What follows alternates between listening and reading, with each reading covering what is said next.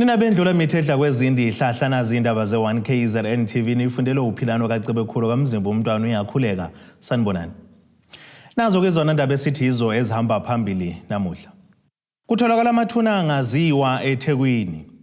Abahlengikazi.Bathweswe Iziqu kanti injabulo begunyazwa ukutshala insangu nokunye.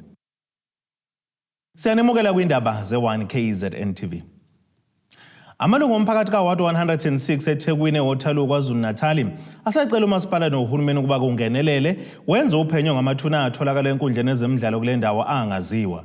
Lo mphakathi ububhusha isikhothi uqoqa nemfucuze eyadalwa zikhukhula njengoba bese ke kuphazamisa abantwana uma ngabe bedlala ibhola kuyona lenkundla wabusuzithela ke kulamathuna alinganiselwa kwa7.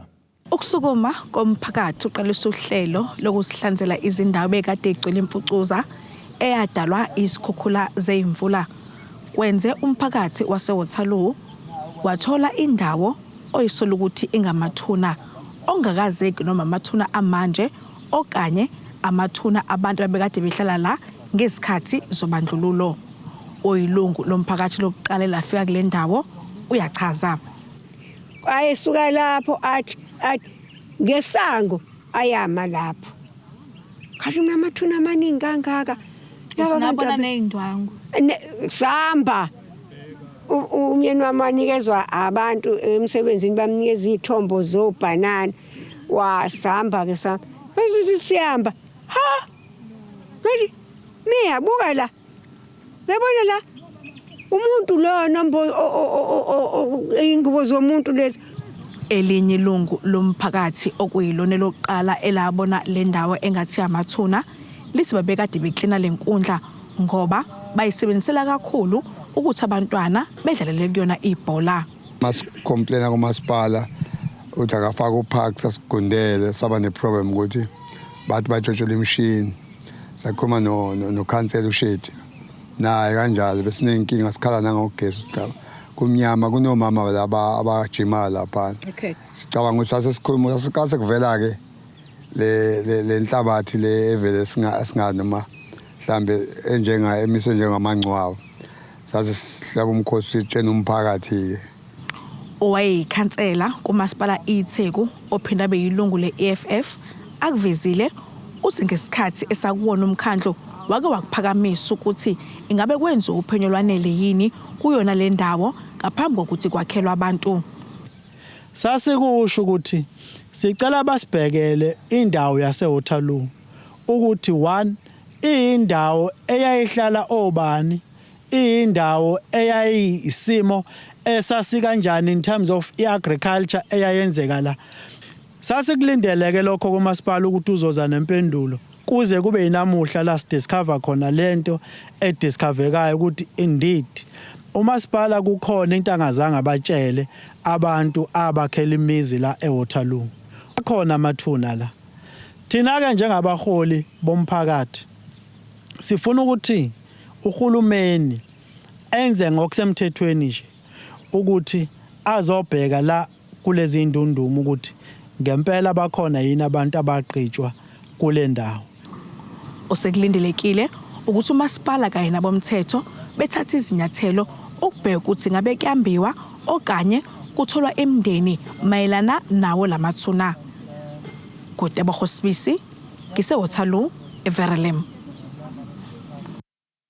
Kube injabulo abahlengikazi bethweswa Iziqu ngaphansi kwemkhakha eyahlukene bebeyifundele emakoliji omnyango wezempilo kwesifundazwe saKwaZulu-Natal. Lo mcimbi bewuhanjelwe undunankulu obambile nophinda bongqongqoshwa lo mnyango noMagugu Simelane. Kanti ngesikhathi kethula inkulumo yakhe uqhuquzela abahlengikazi ukuba baziphathe kahle uma ngabe sebeyosenzela ke imphakathi. Lo mcimbi bewubanjelwe enkundleni ezemidlalo eRoyal Showgrounds eMgungundlovu kanti bushaya ibuya selokhu aphazamiseka ngesikhathi sobhubhane lokhuvethe eminyakeni 2 edlule. Bathweswe Iziqu abahlengikazi abanye babo baphuthula izifundo zabo ngesikhathi kusanobhubhane lwe-COVID-19. Kanti undunankulu obambile nophinde abe ungqongqoshe womnyango wezempilo KwaZulu-Natal uNomagugu Simelane uthe bajabule ngalokho. Sijabule kakhulu njengomnyango wezempilo ukuthi namhlanje after 2 years of COVID-19 siyalithola ithuba lokuthi sigraduate honors nabahlengikazi. The last graduation esabanayo yaba ngo2019 and ngo2020 no2021 sangakwazi ukuthi ba graduate. So sijabule kakhulu ke namhlanje. Ingakho ubona sine number eninganga futhi kuthatha isikhashana because kwakuphoqeleka ukuthi graduate abantu ama graduate are 2 years. So it's really an exciting opportunity and an exciting time for us. But what's even more poignant ukuthi i-graduation yenzeka kuleli hall esikulona, and leli hall was one of the halls. In fact, it was the hall esibesisebenzisa as a hospital in the province of KwaZulu-Natal. So we abona ukuthi if besine problem for 2 years ka COVID-19, but at the end, towards the tail end of COVID-19, we come back to the same place where we were housing our patients took over the chapter. We are very excited indeed. uSimelane uthe liselikhulu igebe lokushoda kwezisebenzi emnyangweni wezempilo. Abasebenzi bayashoda kakhulu. Laba abaphothulayo namhlanje they are also just a drop in the ocean in terms of the numbers abantu abashodayo in our facilities. But inkinga enkulu kuphinde kube imali yokubaqasha. So noma bangaphothula bebe baningi, uma singenayo iallocation eyanele yokuthi sikwazi ukubaqasha sizogcina singakwazanga ukubaqasha labo bantu esibadinga. Ingakho uma ngabe sikhuluma ngendaba yokuthi sidinga istaff siyayisikhulume no treasury, sikhulume no office ya premier ngoba sizama ukukhombisa ukuthi badingeka kanjani kuma facilities. Siyabacela kakhulu ukuthi indawo zasemakhaya kufuna siprioritize njengalo hulumeni siprioritize intuthuko kwiprovince yonke ya KwaZulu-Natal. So akufanele ke sithi nangabe sithola abantu abazosebenza nabantu sithi nabeqeda bese sithi abagcwale emadolobheni. Abahlengikazi bathe bengelula ukufunda kepha babonga ukuba baphothula izifundo zabo. Usuku lwanamhlanje lusuku olukhulu kakhulu ukachieve lokho sikachievile emva kwekhathi enzima sifunda ungekho lula. COVID was affecting sibuye singakhoni kahle ukuhlangana as groups sifunde, and that is one of our vision kade sifuna ukuthi ngalolu suku sithi siphuma sinalawo ma certificate sikwazi ukufukula imndeni sikhuthaze nabantu abasemakhaya ukuthi bakwazi ukuthi bazibandakanye nemfundo because esikhathini samanje yona into ekhulula umuntu omnyama. Kuyenze ukuthi abantu uthola ukuthi umuntu ngoba nakhe sengcono sengabona ngathi angashiya ikhaya mhlawumbe ngenxa yesimo kasuke kade sibona. Kanti lesi simo phela okhulele kusona ileso kumele usishintshe wena. Nanjengoba bebesikhuthaza ngaphakathi njengami nje mina ngingoqala ugraduate efamilini yami, so ngiya understand ukuthi vele kuleleke imi konke fanele ngikushintshe nje. Enye into ke ngakhuthaza futhi ukuthi nabasafundayo bekwazi ukuthi bayimisele ngelinye ilanga because izinto ezinjengalezi akusiza izinto eziqhamuka kalula nje kuyasetshenzwa kanzima. Izindabeni ze1KZNTV nguAndida ngiso-Real Showgrounds eMgungundlovu. Kwemukelo sabafundi ababalelwa kuma-60 ngezitifiketi zokutshala imikhiqizo yahlukene obalwa kuyona ke nensangu yokwelapha. Inkosi yesizwe sakwaMadlala eMzumbe ngaphansi kwesifunda Iziqu, inkosi uNgamziwa.Madlala uthi yize kusena abantu abacwasa ukutshala kwensangu ngoba becabanga ukuthi into yokubhenywa nje huqwe kuphela. Kepha ukuthi kumele abantu baqonde ukuthi lokhu kuzodala amathuba omsebenzi kakhulukazi kwintsha engasebenzi. Inkosi yesizwe sakwaMadlala eMzumbe ogwini oluseningizimu nesifundazwe KwaZulu-Natal ithi jabulile ukuthi intsha kulesifunda Iziqu ithola ithuba eliyingqayizivele lokuhlinzekwa ngekhono lokutshala ihemp, yokwakha ifiber kanye nensangu yokwelapha i-medical cannabis. Ikhuluma neziko lezindaba inkosi yesizwe ithi lokhu kuzodala amathuba omsebenzi njengoba kunikelelwe intsha ngezitifiketi ebiyingxenye loluqeqesho engama-60.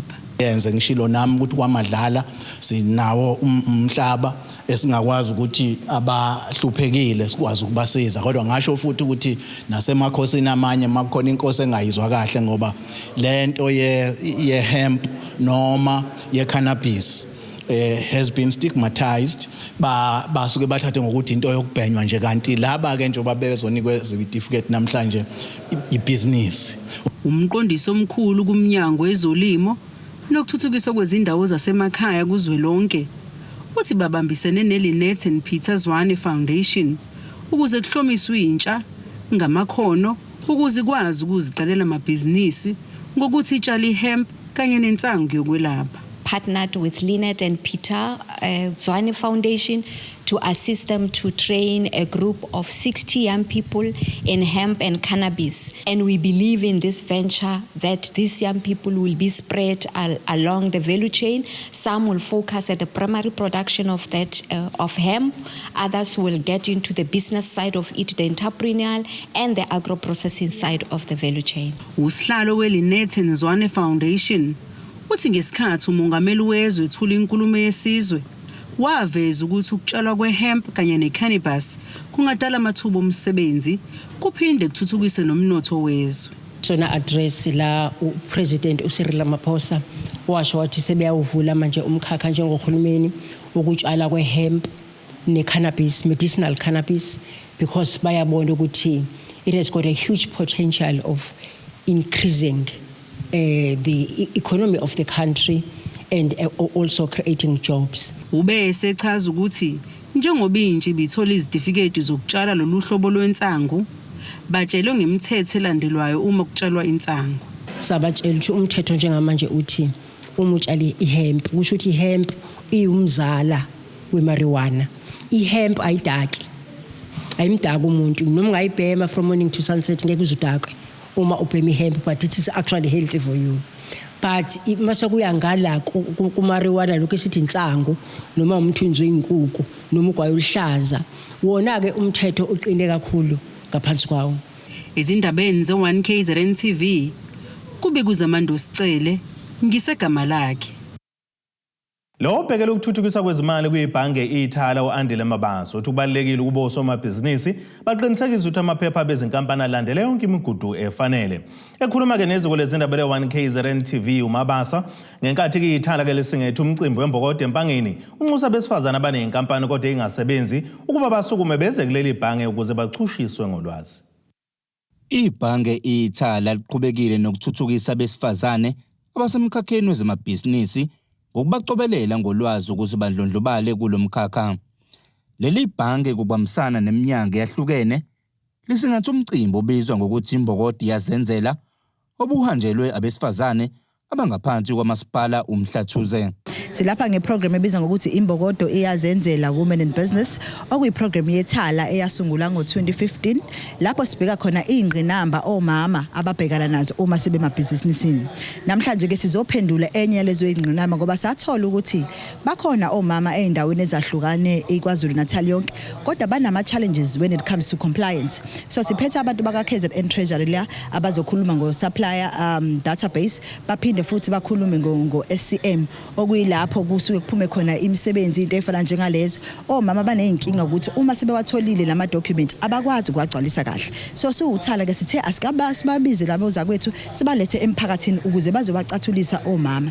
Kukhona no KZN Treasury osiza ngo CSD uCentral Database nabo ukuthi ba register kanjani njengoba bekhona bayakwazi ukusiza omama ukuthi ba register izinto zabo ba check futhi ukuthi yonke into ihamba kahle yini. Kanjalo nabesifazana bebehambele lo mcimbi bakushayela ihlombo kuba khona kwawo njengoba bezokwazi ukuncela kogwansile ukuze bakwazi ukuzibona bebalwa nabanye osomabhizinisi abahamba phambili kuleli.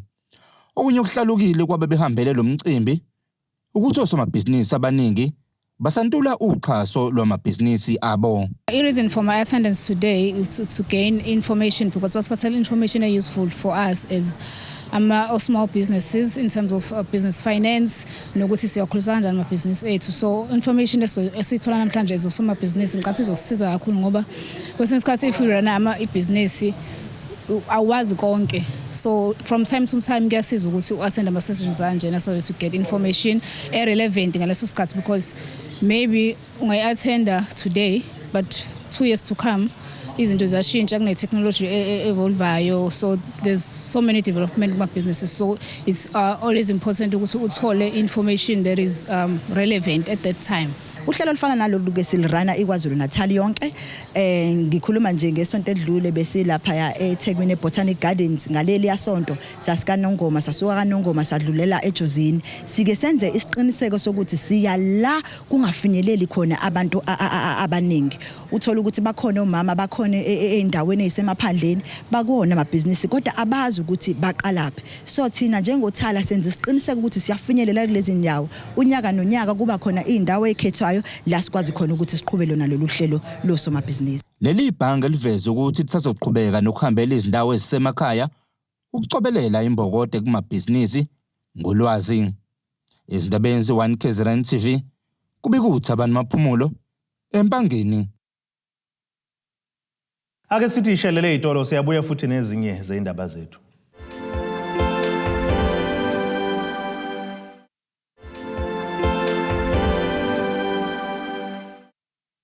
Nina bendlovena amandla sibonge siphinde sinamukele kuzona indaba ze1KZNTV okuyizona ehamba phambili namuhla nazi. Kutholakala Ngamathuna Angaziwa eThekwini.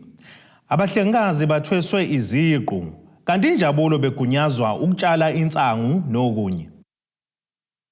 Bangase baphume ngaphansi kweso lomlawulo omasipala ababili bamaphakathi nesifundazwe saKwaZulu-Natal okumsunduzi kanye nempofana. Lokhu kusho ungqongqoshe omnyango wezokubusa ngokubambisana neindaba zomdabu kwaZulu-Natal uSihle Zikalala ngesikhathi enomhlangano nomasipala beyifunde imbili okuyiHerigwala kanye noMgungundlovu.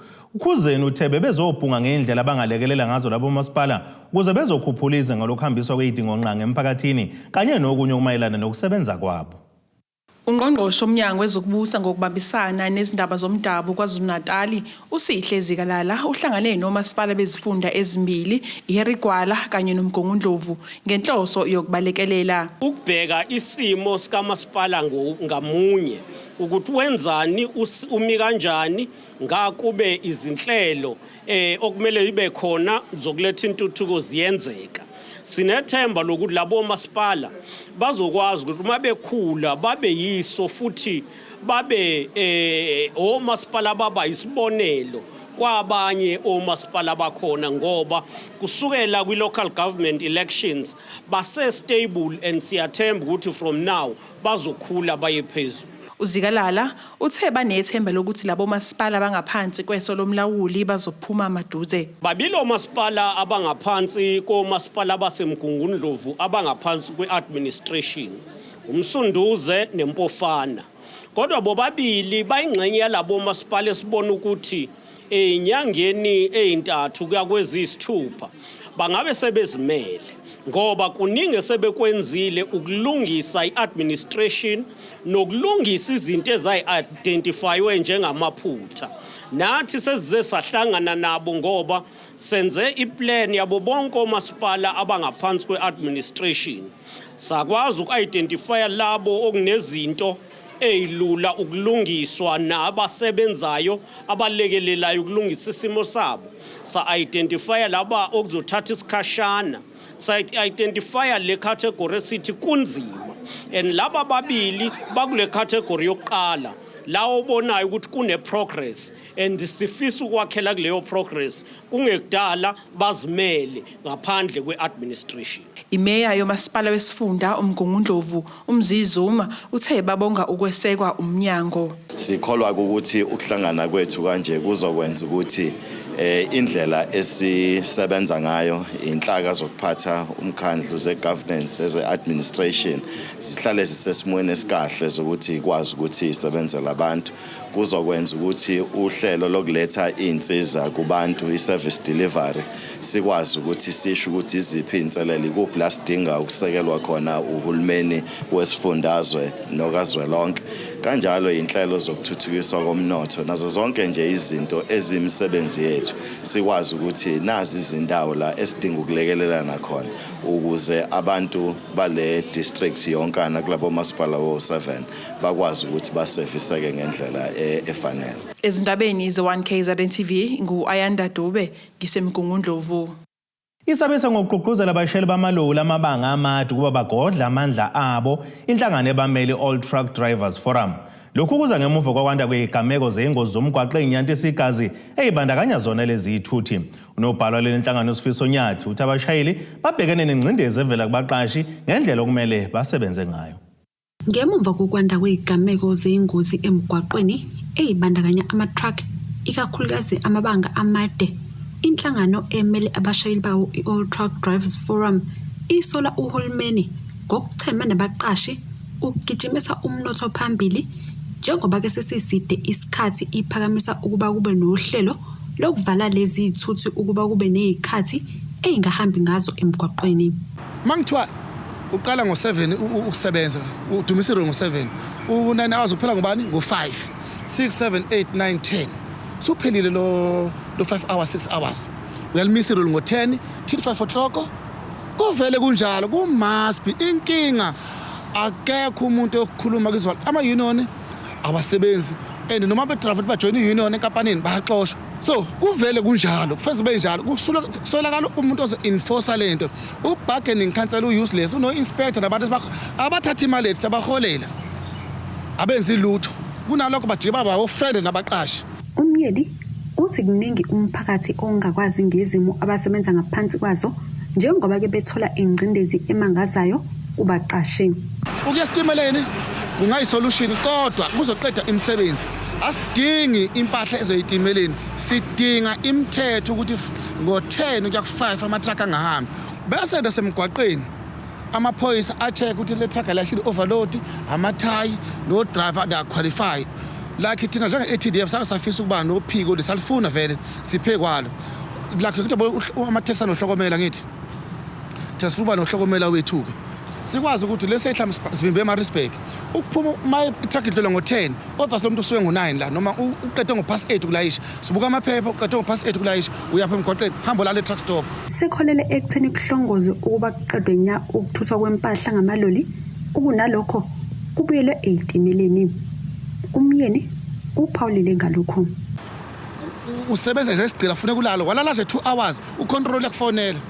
Mawuvala ifoni yakho uvale ye-truck automatically i-truck phone iyakhuluma iyazi-answer bethi drive usulale ngokwenela ulala u2 hours mawu-ignora lokho ufika sekufika iveni la selizothi khipha impahla zakho mhlawumbe le koKhimbali ko-Northern Cape mhlawumbe la eThekwini wena ikhala kukuphi seGauteng kuthiwa khipha impahla ukhisisa kwenje ubeka impahla faka udriver ngoba thiwa wena une-attitude awulaleli.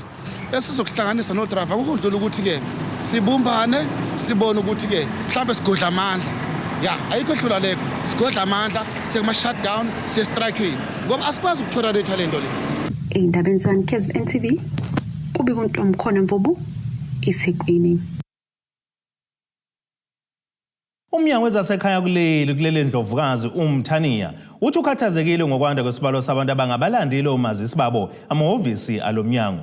Khulumela ke lo mnyango lesifundazwe Serele Mncwabe uthi bangaphezulu kweyinkulungwane ezingama-58 phecelezi ngolasemzini 58,000 omazisi abadove emahhovisi alomnyango kulesifundazwe abangalandiwe. Ubese enxusa kumphakathi uma umuntu ke sewushayela umazisi ukuba awulande. Balinganiselwa ngaphezulu kwezinkulungwane ezinhlanu abantu bakulesifundazwe abangabalandile omazisi babo emahhovisi alomnyango kulesifundazwe. Okhulumela lo mnyango kulesifundazwe umnumzana Serele Mncwabe unxuse umphakathi ukuba ke ukusukumela ukulanda omazisi.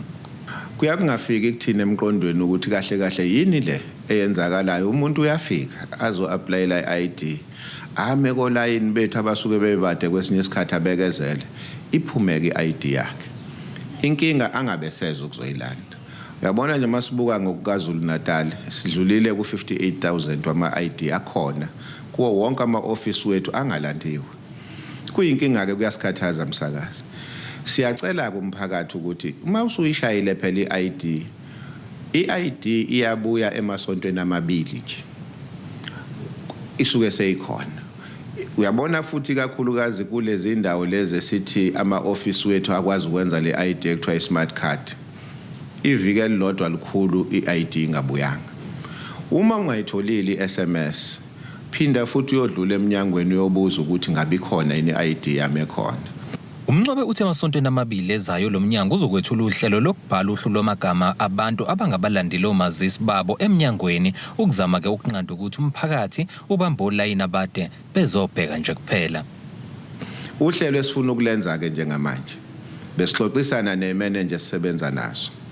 Sizobeka amagama abantu sizokwenza lokho esithi list yama-ID akhona ngaphakathi esinawo ukuze umphakathi ungaze ulokhu ubambula yini uma ufika nje ngase-ofisini laka-Home Affairs uma wazi ukuthi washaya i-ID kodwa ayiqhamuki uzofika nje ubone iphepha elizobe liyilist asizowafaka kama-ID numbers ngoba phela i-ID number yomuntu akufanele kube into nje siyiveza noma kanjani sizobhala lapha mhlawumbe ukuthi uSibongiseni wakamhlongo ohlala endaweni ethile usezokwazi ukuthi vele wayeshayela i-ID bese ngena ngaphakathi acela ukuyithola siphezulu kwalolo hlelo ke lolo emavikini amabili nje sobe sesikhipha ama-list esowabeka ema-ofisini ngaphandle nje kwase-office la uzokwazi ukufika ulunguzi noma isihlobo sakho esobe siye kwa-Home Affairs sikwazi ukufika sibheke sibone ukuthi kukhona usibani ngiyibonile igama lakhe likhona uhlelo esiphezulu kwalo lelo. Umnguni uphinde waxwayisa umphakathi ngobungozi bokusebenzisa komazisi abadala abakuhlaza. Into ebalulekile sidala ukuthi siyigcizelele leyonto ikakhulukazi kulama office lawa enza amapasi lawa alihlaza ngoba sikakawaqedi asasebenza. Lelo pasi lelo leyingozi kakhulu ngoba malike ladayiseka noma lawele ezandleni ezirong bayakwazi ukulisebenzisa abantu yabona kulula nje ukushintsha nesithombe somuntu kulelo pasi ngoba alinawo lama security features esithi siyawafaka. Siyazi ukuthi asikakwazi ukufinyelela kuzo zonke indawo la kufanele sifake khona lolu hlelo lwamapasi lawa amasha esithi ama smart card. Ezindaweni ze1KZNTV ngingusiyabongwa kaDuma eMsinga. Ake sithi ishelele itolo siyabuya futhi umbukele nezinye zendaba zethu.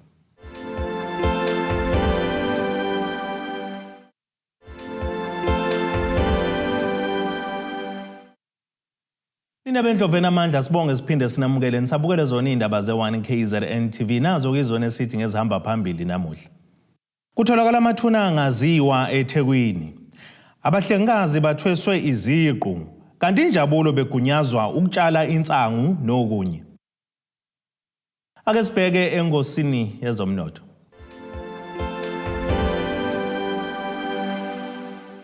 Iranda kuleli bizo 17 rand 73 cents kuyidola laseMelika libe ngo20 rand 10 cents kupondo waseBrithani libe ngo17 rand 57 cents kueuro yase-Europe. Intengo yegolide yonime $1,670 23 cents ounce kuthi intengo yongahluziwe bengu$90 62 cents umphongolo. Ake sibheke engosini yezemidlalo.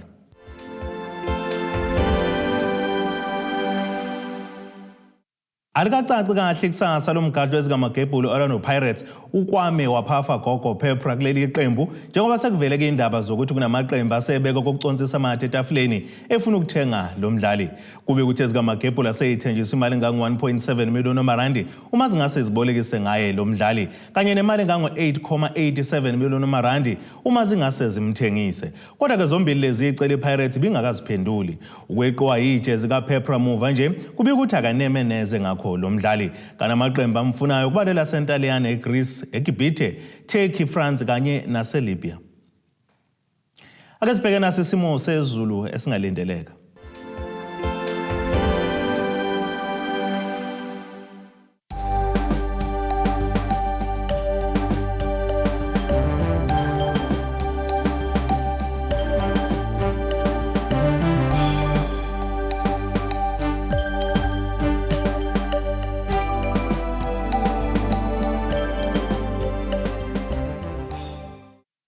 Nina benyathe emnyama kanti abejame ngomkhonto ophezulu komzimvubu amamponda isamba ukuyehlela zingake besiyiphaka namuhla kuze kube ngokuzayo khumu.